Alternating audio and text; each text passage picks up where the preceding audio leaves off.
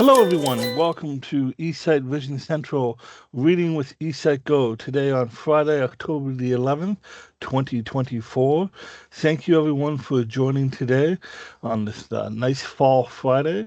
And I know we're just going to be having people join into the meeting here. And we have a number of people that have registered for this. So I hope everyone enjoyed learning about the reading techniques with eSight Go and had a good time with that.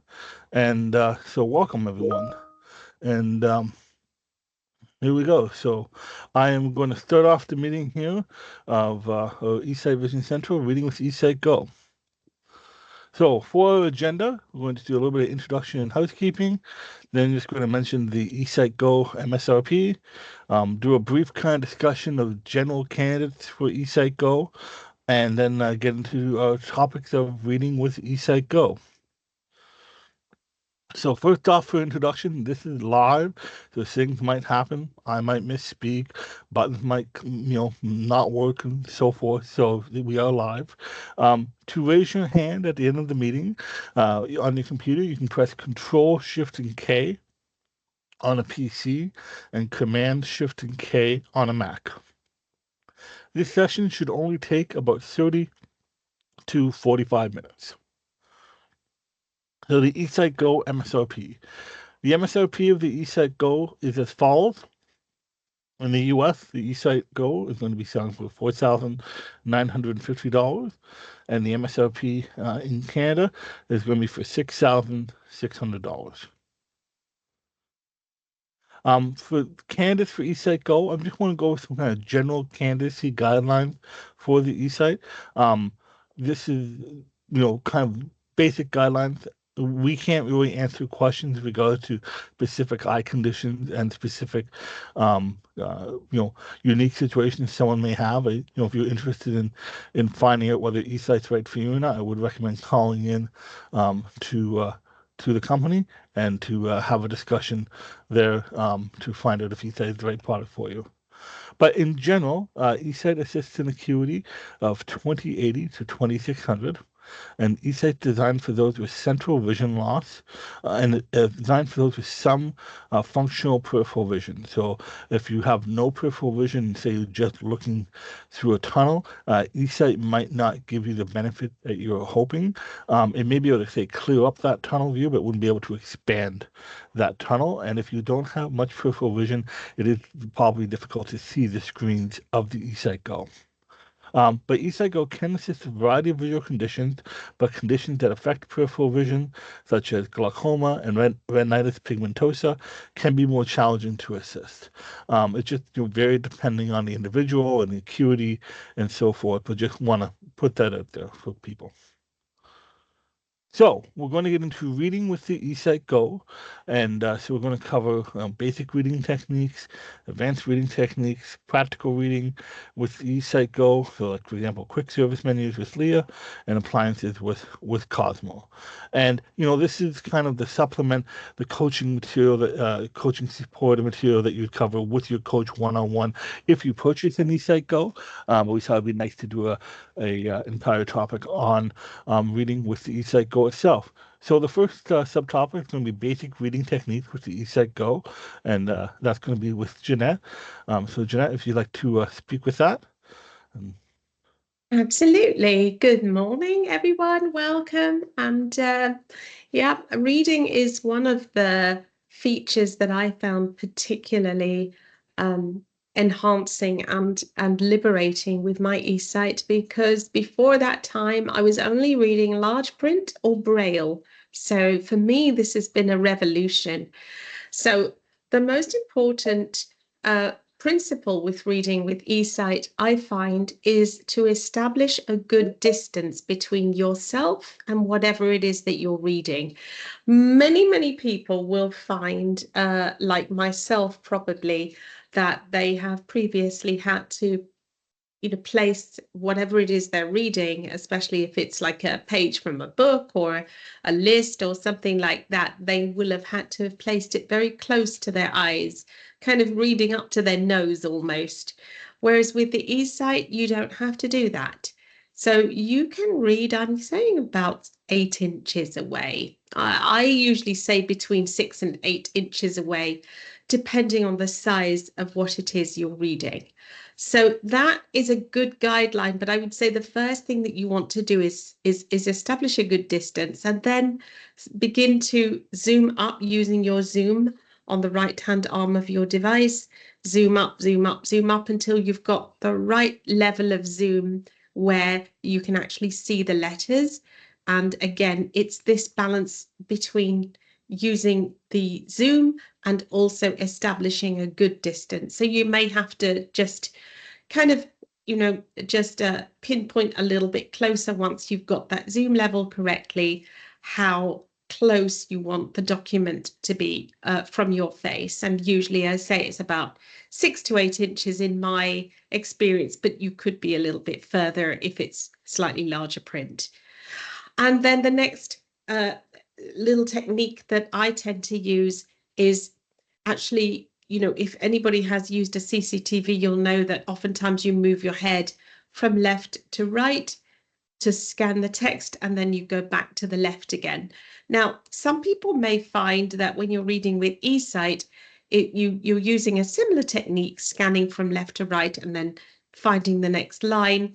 Some people find, especially if they haven't really done this before, that they like to use a ruler or something straight as a guide underneath the line, especially when they're first starting to read with eSight. So you may get a little ruler and put it underneath the print that you're reading. And each time you go back to the beginning of the line, you can scan and then you can move your ruler down and follow the next line. Another thing that you can do is once you get to the line, to the end of the line with your head and you've scanned that line of text, then at the end of the line, you can move down to the next line at the end and then scan to the left to get to the beginning of that line. So those little techniques can help you to keep your place where you're reading. Another thing that some people like to do is use, Richard's going to talk a little bit more about the freeze function, but that's another function that you can use when you're reading. Now, there's a tool that I love to use with both reading and writing, and it's called a reading stand. Some people can look for this on Amazon or on other online stores, and they may see it under the title of cookbook stand. And what it is it's usually a wooden, I have a bamboo device, and it's basically a like a platter, wooden platter, and it's got little slats on there.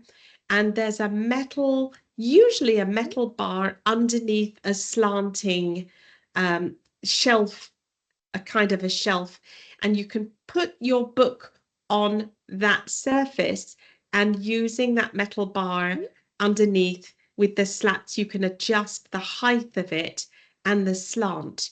So if you don't want to hold the magazine or book or document that you're reading in your hand, you can put it down on a reading stand so that it's nice and steady, and you can adjust the height of that reading stand with the metal bar underneath the surface where you're putting the material, and underneath there with the metal bar you've got those slats, and you can put it behind one of those slats that helps it to be propped up at the height and the slant level that you want. And there's usually a shelf at the bottom of it as well where you can actually rest your material, and there's usually two little slats that can actually be brought up so that you can hold the pages open as well. So that is called either a reading stand or a cookbook stand, and I find that that is particularly helpful. Lighting is also important with reading, so make sure that you're in a place with suitable light, and you enjoy your reading experience. Perfect. Excellent. Thank you, Jeanette. I appreciate it. And next, we're going to have some advanced reading techniques discussed with Richard. All right. Well, thank you, Tyler. I want to just start by talking about we're going to cover color filters, the freeze framing, and the tilt. So these are all the things that kind of are going to come after you have done your zoom and your contrast. Within reason. When we talk about freeze frame, a lot of times people add that after, but I get ahead of myself. So color filters, what are they good for? Well, they can come in really, really handy, especially with things that are in light print. So, um, if you have a bill that is really faded or that light kind of gray, of course you're probably add contrast first, but if that's not enough for you, you can go ahead and go to our third option in our mode menu, which is color filters. Um, this is going to allow you to either put it into a white on black or black on white color scheme. There's also yellow and blue and yellow, along with the last option of grayscale. But most of the time you'll probably be using the higher contrast filters. So um, when you do that, it's going to allow those that type to really pop out. um, Even if you are looking at, say, like you're reading, trying to read just straight regular print, dark print on white paper, but for whatever reason it's just not quite looking the way that you want, you can still even try a color filter in that case as well to see if you can get a little bit more clarity. Some things to look for and to expect while using color filters. Number one, you know, it's this is a digital color filter, right? So this is not like this is not necessarily the world around you. So you can see a little bit of visual noise from time to time on the outsides of the filters. And what I mean by that is, say that you're reading a paragraph. Maybe on the outsides of the paragraph, sometimes you might see what kind of looks like the old movie screen kind of, spots.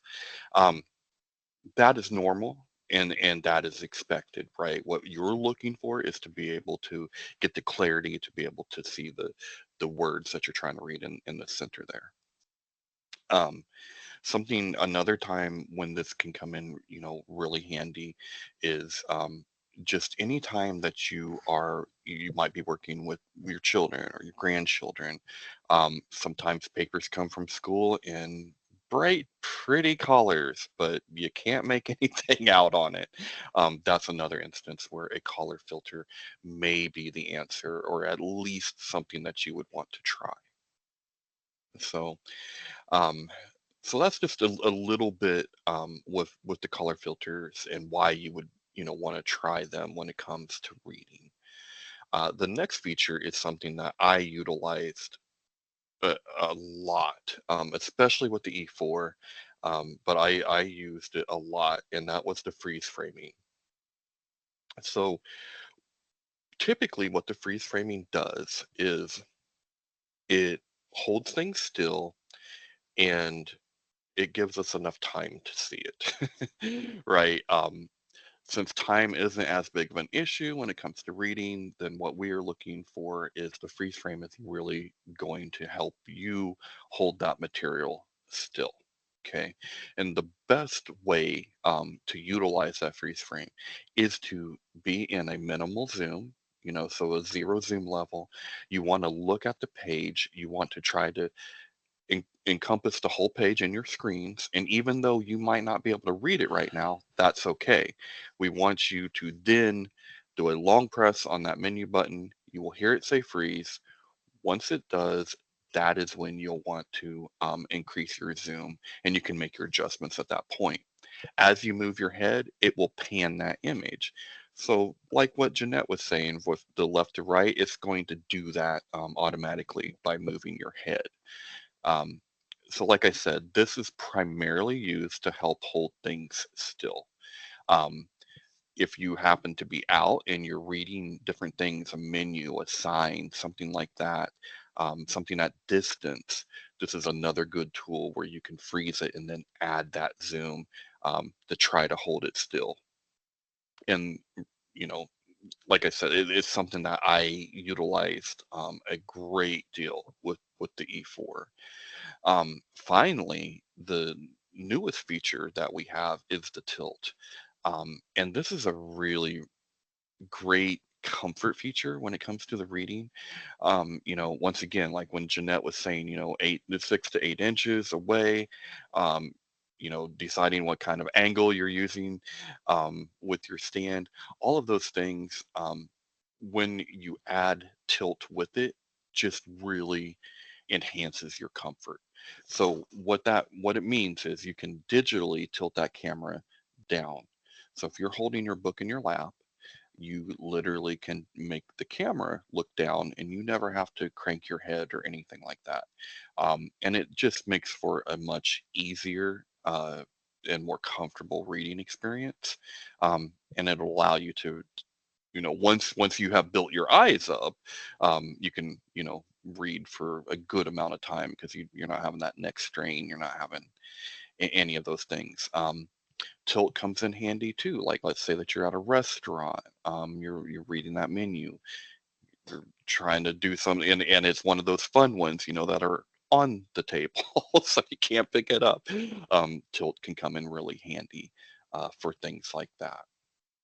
So those are some of the more advanced features, but they are all features that can really enhance your experience with reading using the eSight. So once you get your zoom and your contrast, don't sleep on your filters, your freeze, and your tilt, because they can all be great tools for you to have in your toolbox. Excellent. Thank you, Richard. That was great. And so next is kind of a discussion of like practical reading skills and using these techniques in the practical real life situations. So we're going to start off with Leah talking about quick service menus. Hi, thank you. So quick service menus would be fast food restaurants, McDonald's, Burger King, things like that. And one of our previous coaches always used the term of settling. So that means of you have the menu memorized, or like me, you had been ordering the exact same thing from the same places for years because that's all you knew that was on the menu. With the eSight, you don't have to settle anymore. You can still order what you want, but you can at least know that there are the other options. When you go into a fast food restaurant, your biggest um, feature that you're going to use other than the zoom is going to be that tilt. And in this regard, where Richard was talking about the tilt at a -4 to look downward, you're actually going to have that tilt at a 0, which is going to angle your device upward. So you don't have to drown in a rainstorm looking up. So you're going to have that tilt upward. You're going to zoom in. And even the newer menu boards behind the cashier and everything that are all digital, you can still see quite clearly. They don't, with the eSight, they don't get overexposed or anything. It's a really great result. Depending on what your visual acuity is, you might have to stand or wait until you get closer to the cash register to be able to see the menu behind them a lot clearer. You are looking through a digital device at a digitized screen. So just know that even at your higher levels and stuff, that pixelation is going to be there and more almost from the digital screen than the eSight itself. So in that regard, you might be able to see the larger name of something, but you wouldn't be able to read. Like I was at Subway, so I can see the larger name of the sandwich, of whatever the sandwich is called, but until I got closer to the front line, I was not able to see what was in the sandwich itself. I had to wait until I got a little bit closer. I could still use the same zoom, but it wasn't as digital looking. It wasn't as segmented or pixelated, however you want to call it. So that helped a lot. And again, you're just going to use that tilt at a 0. And to get to that, if you have your tilt set at something else, the quickest way to get to that point is just a long press on your front mode button, and that will reset your view. So that will take your zoom away back to a 1, but it will also automatically put that tilt to 0. And then you can just zoom in knowing that your tilt is already at the angle you need it at. With the kiosk thing at McDonald's where you can order by not standing in line, that worked really well as also. It wasn't overexposed with the eSight with the camera or anything like that. The biggest thing was more of, I would have the tilt at a -2 because you're not as looking as up as you would be with that the menu board behind the register. But I would also use your natural vision to find the buttons you need to press and use the eSight itself to read what you wanted to look for. And then just know of, okay, if my sandwich is here, I want to use my natural vision to put my hand there. Then use your eSight to find, okay, where's the plus sign or the minus sign, or, just to make sure everything is okay, and the order sign and things like that. So yeah, so again, tilt -0 for those up high menu boards. And then if you're feeling pressured, if a line is building up behind you and you're truly looking at the board to see what you want, take Richard's advice in the hand, and you can always freeze the menu, step aside, and let other people buy to order as you look through that frozen image on your screens, and zoom in a little bit more if you need to, and look that way. So that's Excellent. pretty much it. Yep. Thank you, Leah. That's great, and a Thank you. great advice with the freeze read of the menu. When I first started to use the eSight technology and bring it to a fast food restaurant, and yeah, I was one of the ones that would settle or go for the large pictures at the front door when you walk in, and so forth. And when I started to read the menu, I was like, oh, there's stuff here I've never tried before, Yeah. and there's stuff here that I didn't know existed. And so I had a lot of fun trying to figure out, going, oh, that's a combo I didn't know was there, or there'd be something a side that you didn't know that existed, and so forth. And I thought it was quite fun. And the one thing that's nice with reading a menu, it's you always kind of know it's in that same location. Say it's above the counter on the back wall, and it kind of helps taking that reading application, say if you're going into a grocery store and you're looking at the aisle signs, right, and the signs that are marking down the aisle where what product is there. That's a great thing with the eSight. So using that same technique of aiming that camera, zooming in, adding the contrast, and going from there. So that's great.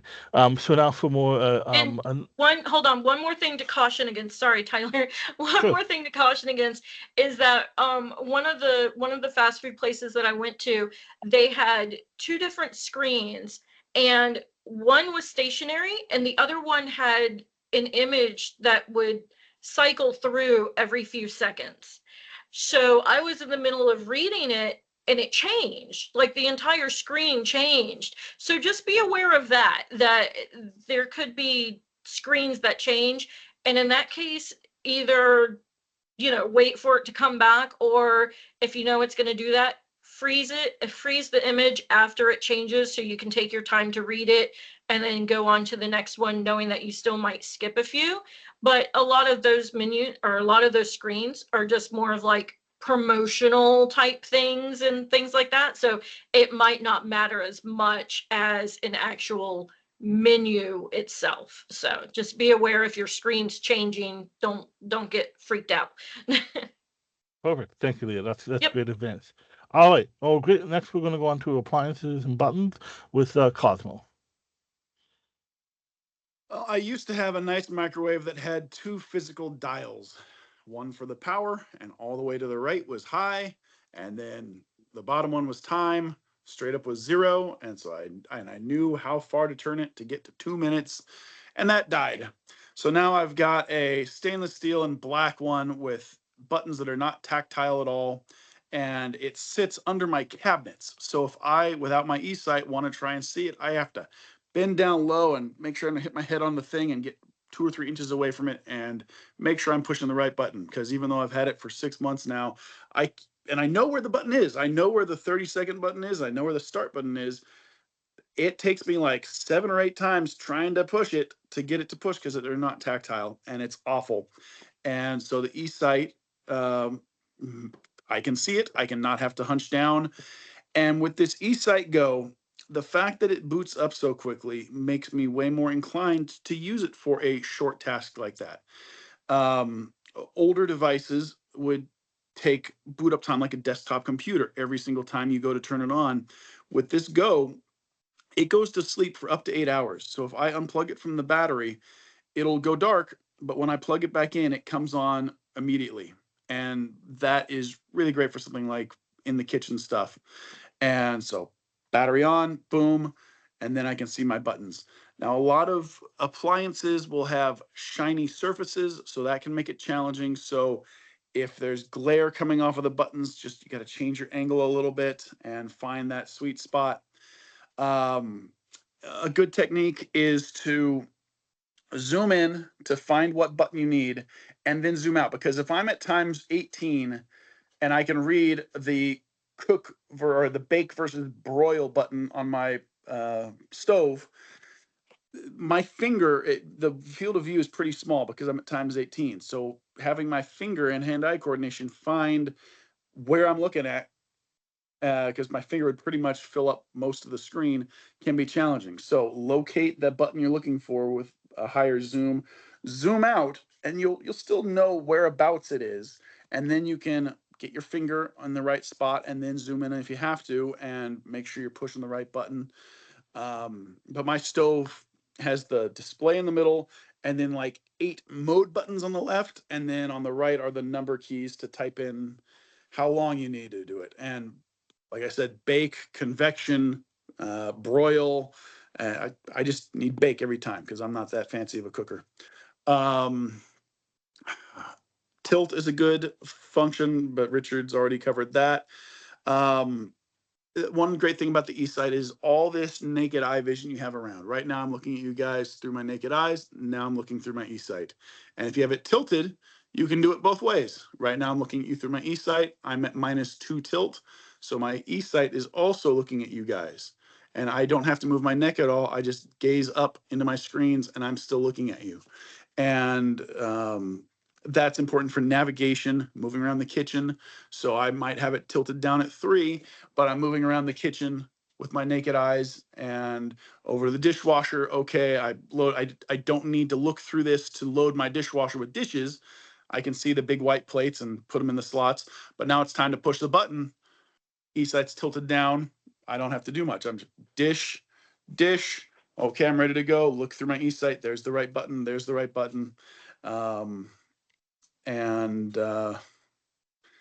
That's pretty much it. It's the fact that it's so mobile. I would definitely, if I was going to be wearing it for an extended period of time in the kitchen, I would probably put my lanyard on. I don't currently have it on.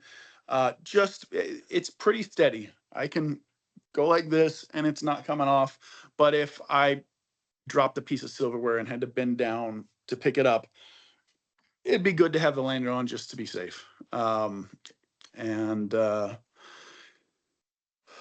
Contrast is another good one. All these modern appliances are stainless steel with black displays with stainless steel numbers on them.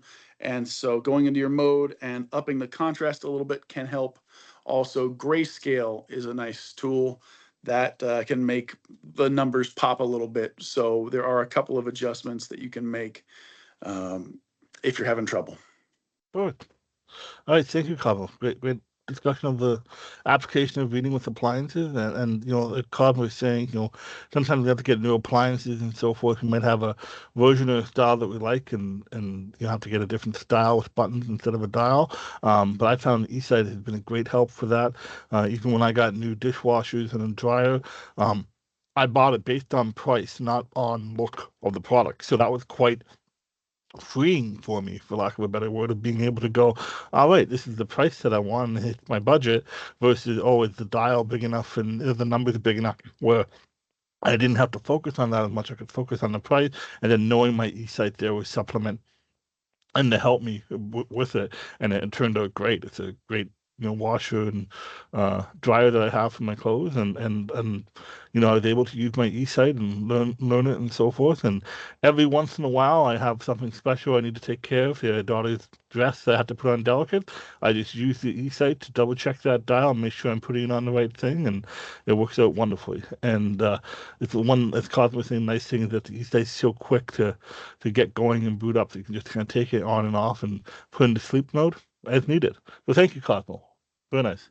All right, I well, think, Tyler, I think that's one thing that can't be emphasized enough is the fact that the eSight Go can wake up in less than a second, I'm going to say. If you put it to sleep, and then you wake it up, you just put it on like a normal, as if you were kind of wearing a normal pair of glasses, you want to read a letter or something. The boot up, the wake up is impressive, isn't it? yeah, it's nice. It's very cool. I agree. Thank you, Jeanette. All right, well, now we're just going to get into some time. We have a little bit of time for questions. And Leah, if you could assist with that. And just a reminder, we can't really get into specifics on conditions or whether eSight might work for you or not. I'd recommend calling in to 1855 number to discuss that. But we'll be happy to answer any questions on reading and so forth. Yeah. All right, Jeff, give me 1 second. I have to allow your microphone, and then you'll have to unmute, and then you can ask your question.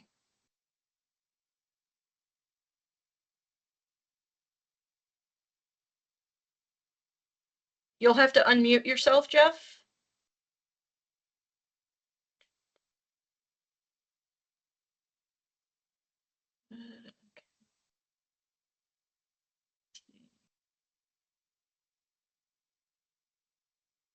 All right, we'll let Jeff figure that out. Ishara, you'll have to unmute yourself, but you have access to your microphone now. I got it. Sorry, now. Go ahead, Jeff.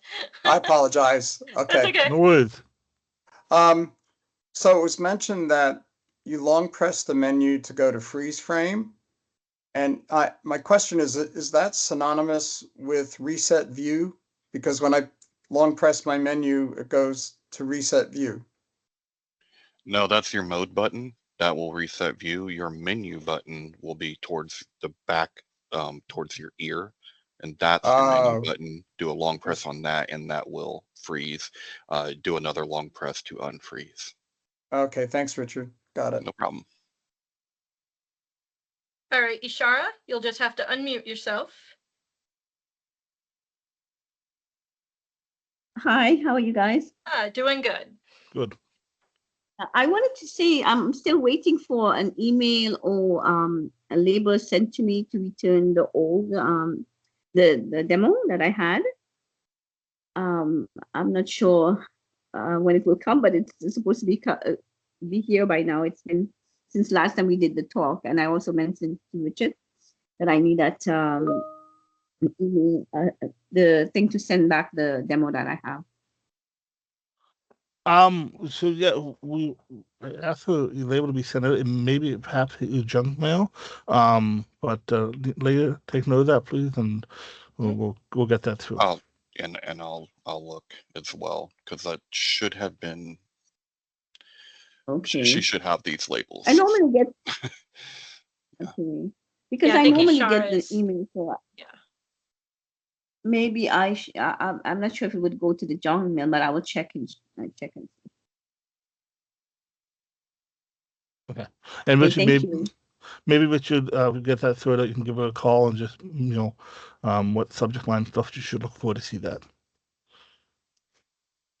Yeah, no problem. All right, cool. All right, Barb, you're up next. Just unmute yourself.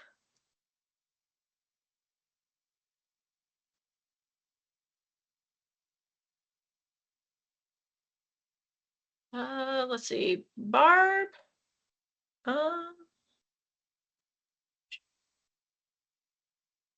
You should be able to. Let me check and make sure that I did it right. Okay. Okay, there we go. I had to read the directions, and that's no problem. I usually do. I was using my eSight Pro out at a high school marching band competition, and it got hot, and I saw it said hot high temperature or hot temperature on it. Does that mean you need to put it away to get it out of the sun, or? And then later that same day when I was inside, it came back on again. So tell me what to do when that happens, please. Sure. So what you probably saw was a thermal warning that can be triggered if you're in high temperature, similar to a cell phone, or you may notice signs if you're inside, say, with that coming up. If that does, come up again, I would recommend, next time you turn on the unit, go into the menu and go into the settings and going into the factory reset and just resetting the unit, and that should assist with that issue. If you notice it happening again, Bob, please give your coach a call, and they can talk you through the process. But I have seen it out and about, especially in the summer, around the garden and so forth. But if it pops up again, just factory reset the unit has help make that go away. That sounds easy enough. Thank you. All right, All right. sounds good. John Holmes, you'll just have to unmute yourself. Is that it? Yep, there you Yep, go. we can hear you. Okay, thank you. Hi, everybody. I've just got 2 points I wanted to raise. One on Leah's comments, which I found very helpful. What about at airports for departure and arrival boards? Does it work for those? Oh, yes, it does.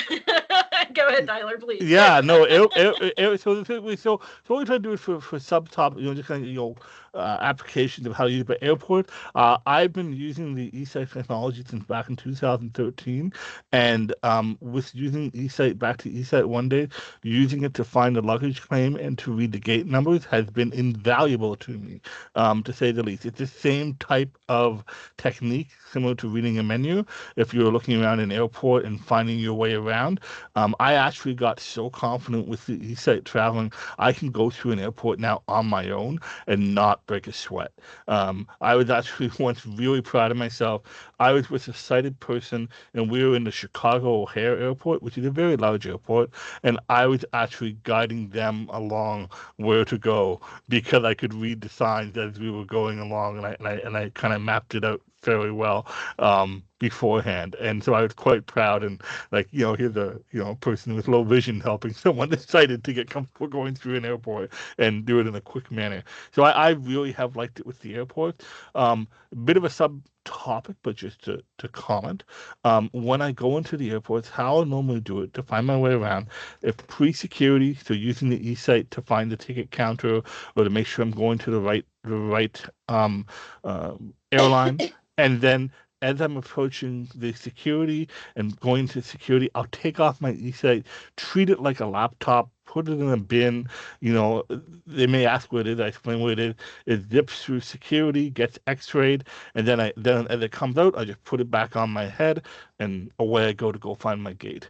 So I really like it for doing that, and definitely had its applications.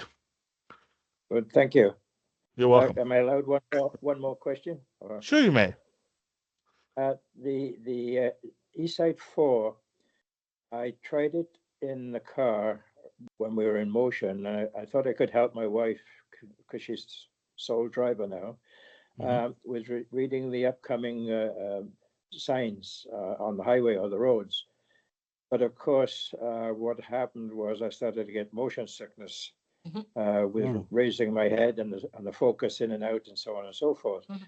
Given the eSight Go, I believe, has a stabilizing system in place now, which is better than before. Has anyone experienced using that for in motion in a car, reading signs and so on? I have, and while the stabilization helps with jiggliness, when you're moving in a car, it's moving so fast that the frame rate, the refresh rate and the lag of the camera to the screens, when you're just in your living room, you don't notice it. But when you're moving 60 miles an hour, that can lead to the motion sickness too. If you're tooling around a neighborhood looking for a street sign, that's much more accomplished. But on a highway, it's going to be challenging even with the image stabilization. But it makes it a lot easier to see license plates on cars because that jigglingness is gone. But then a car in front of you is staying relatively at the same distance. It's when you're trying to look at a freeway sign that is rapidly coming at you, the camera can focus on it, but you get kind of tunnel vision, and that's hard to avoid. You also, Okay. I've also found doing this that you have to sort of know where the signs are at that you want to look for. So I did, I was in the car with the Go, and the normal like speed limit signs and things like that I didn't really have any idea of where they're at because I can't see them anyway, so why pay attention to those? It was very hard to find and track those. But then we were going up to a school crossing, a school sign, and I knew that was there because that's a little bit more prominent when you get into that area and everything at certain times.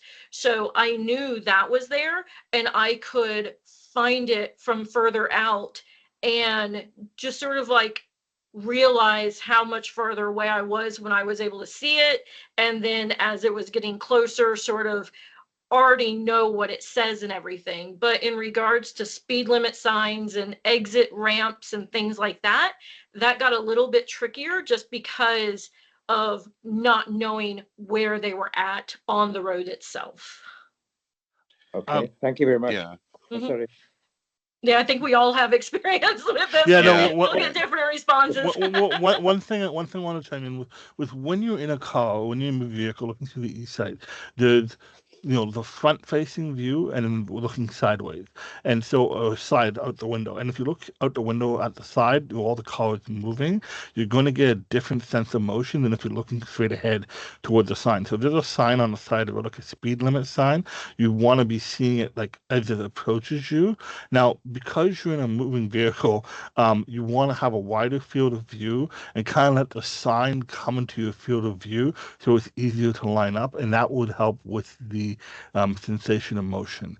When I first got my eSight, I experimented. One of the first big trips I did was in Chicago, and I was going down the roads there and trying to see the neighborhoods and different things, and looking out sideways, I quickly realized it was just a lot of motion, a lot of stuff zooming past and trying to keep up the camera.